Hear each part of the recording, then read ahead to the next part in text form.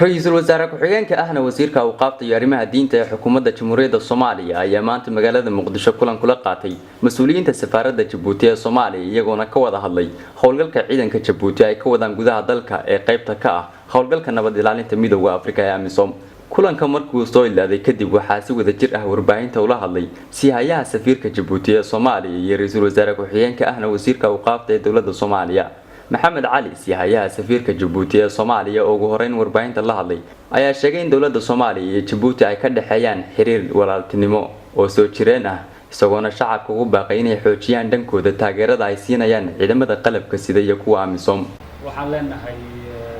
ilaahay ha u naxariisto walaalihii naga wada baxay Djibouti iyo Soomaaliyaba waxay ka tarjumaysaa annaga halkay naga joogto siyaasadda Djibouti ee cad inaan Soomaaliya iyo hooba aan la garab joogno qiimaha doontaba ha lahaato dad waa dhimanayaan horena nooga dhinteen dagaalna oo joognaa waxaan rabnaa marka hawsha hadda la bilaabay ee dawladdu amarkeeda lahayd in laga xoreeyo nimankan nabadiidka waddanka dhan in loo wada gurmado dawladduna qaybteeda ay qaato shacabku qaybtiisa u qaato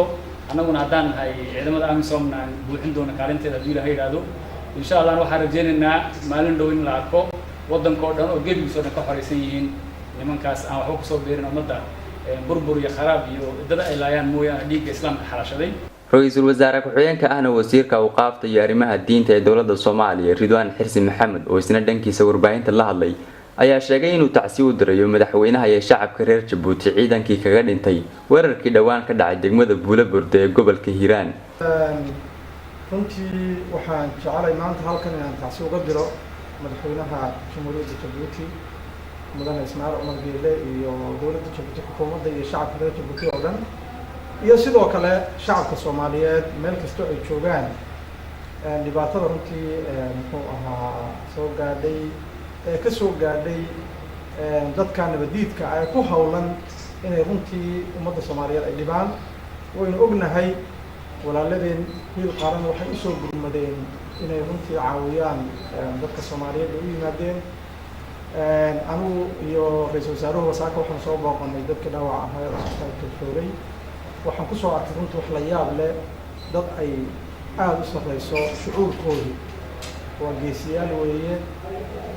iyada iyo ciidamada kale ee faraha badan runtii nala jooga waxaan rajaynayaa in waqtigu hadda uu gabaabsi yahay meelo badan ayaa runtii lagu guuleystay in nabadii la sugo oo la soo celiyo hawshaasina si wanaagsan bay u socotaa. kulankan ayaa imaanaya xilli dhawaan degmada Buulaburde ee gobolka Hiiraan lagu qaaday weerar hotel ay ka deganayeen magaaladaasi mas'uuliyiinta gobolka Hiiraan iyo saraakiisha ciidanka AMISOM ee ku sugan degmadaasi waxaana la sheegay in weerarkaasi ahaa kii ugu cuslaa ee ka dhacay magaaladaasi tan iyo markii ay la wareegeen ciidanka dawladda iyo kuwa AMISOM gacan ku haynta magaaladaasi. maxamed bilagele Somsa TV magaalada Muqdisho.